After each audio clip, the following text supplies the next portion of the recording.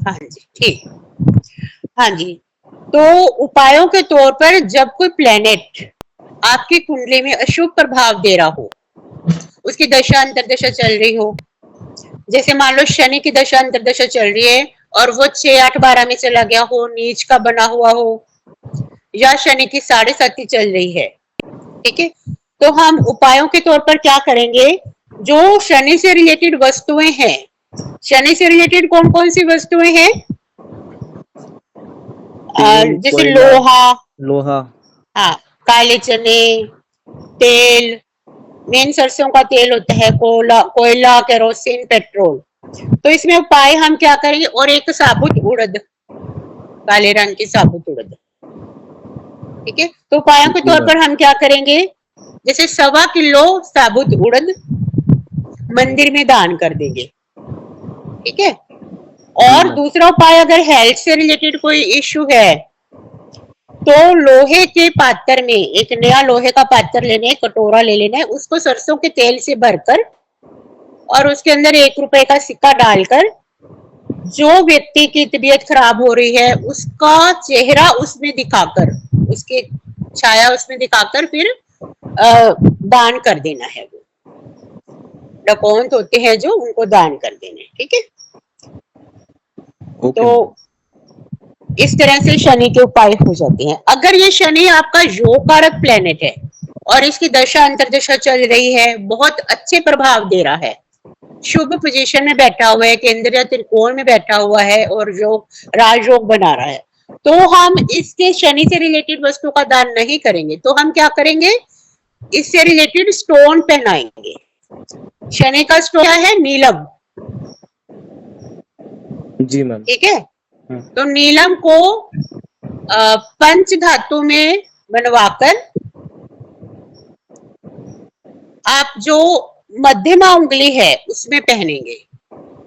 लड़कियां हैं जो वो लेफ्ट हैंड की मध्यमा उंगली में पहनेंगे और लड़के जो हैं वो राइट हैंड की मध्यमा उंगली में पहनेंगे, ठीक है। जो वर्किंग लेडीज है वो भी अपना राइट हैंड की मध्यमा उंगली में पहनेंगी, ठीक है। तो इसको पहनने का क्या तरीका होता है, स्टोन को कच्चे दूध और गंगा जल में धोकर धूप अगरबत्ती करके अपने इष्ट देवता का नाम लेकर और फिर इसका मंत्र जाप करना होता है। हर एक स्टोन को जागृत करना पड़ता है मंत्र जाप से, अदरवाइज तो वो पत्थर है, जब इसको हम जागृत करते हैं तो ये जेम बन जाता है, रतन बन जाता है, ठीक है। तो शनि का क्या मंत्र है, ओम शोम शनिश्चराय नमः, 108 बार इसका मंत्र जाप करेंगे और अपने इष्ट देवता का ध्यान करके ऐसा बोलेंगे कि भाई ये जो मैं आज स्टोन पहन रही हूँ ये मेरे लिए शुभ फलदायी, और जो जो जो जो इससे लिए आपकी प्रॉब्लम है वो सब सॉल्व हो जाए, ठीक है। इस तरह से आपको प्रे करनी है।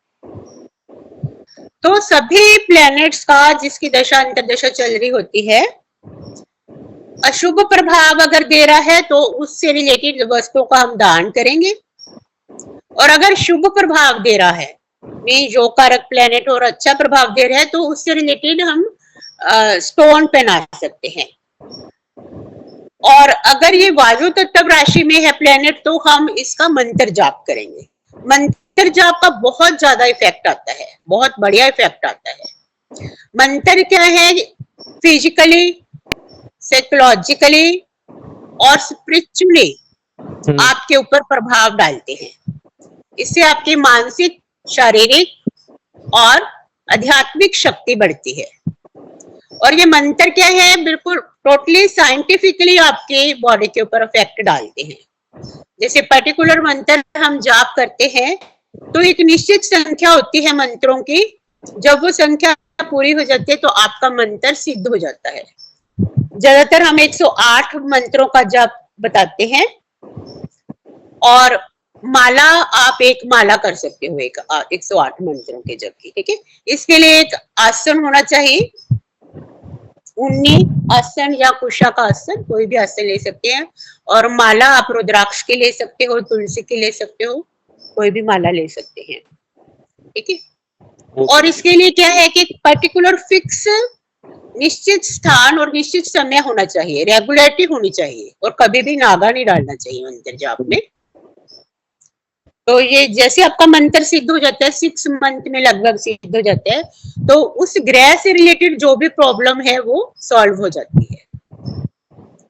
ठीक है, इस तरह से सूर्य का है, सूर्य अगर उच्च का है, आपकी कुंडली में बैठा हुआ अच्छे प्रभाव दे रहा है, योग कारक प्लेनेट है, जैसे सिंह लगन के लिए है, तो आप मानिक पहन सकते हैं। ठीक है, और ये धातुएं वगैरह आपको बता ही रखे हैं कौन सी धातु में है, तांबा है इसकी धातु, लेकिन ये आप मानिक जैसे सोने में भी पहन सके हैं, सोने की धातु में सभी स्टोन्स पहन सकते हैं। जी मैम। ठीक है, हाँ जी। और ये उपायों के तौर पर अपन को ये ध्यान रखना है, जैसे कोई प्लेनेट योग कारक भी है और 6, 8, 12 में चला गया हो, तो हम उसका स्टोन नहीं पहन सकते। कोई बाधक ग्रह बन गया हो, कई बार जो बाधक ग्रह होते हैं उसका भी स्टोन नहीं पहन सकते, है ना। तो हम क्या करेंगे, फिर उससे रिलेटेड धातु पहन सकते हैं। जैसे चंद्रमा अगर 6, 8, 12 में चला गया है और योग कारक भी है, ठीक है, तो हम चांदी धारण कर सकते हैं। या गुरु अगर 6, 8, 12 में चला गया, योग कारक भी है और आपको पहनना भी जरूरी है, तो हम स्टोन ना पहनकर गुरु से रिलेटेड धातु क्या है, सोना पहनेंगे, सोना धारण कर सकते हैं ना। सोने एक रिंग बनाकर उसमें अनामिका ये इंडेक्स फिंगर में पहन लेंगे। और सूर्य से रिलेटेड है अगर, तो अपन इसकी तांबे की अंगूठी पहनेंगे अनामिका उंगली में, सूर्य और मंगल के लिए। ठीक, जी मैम।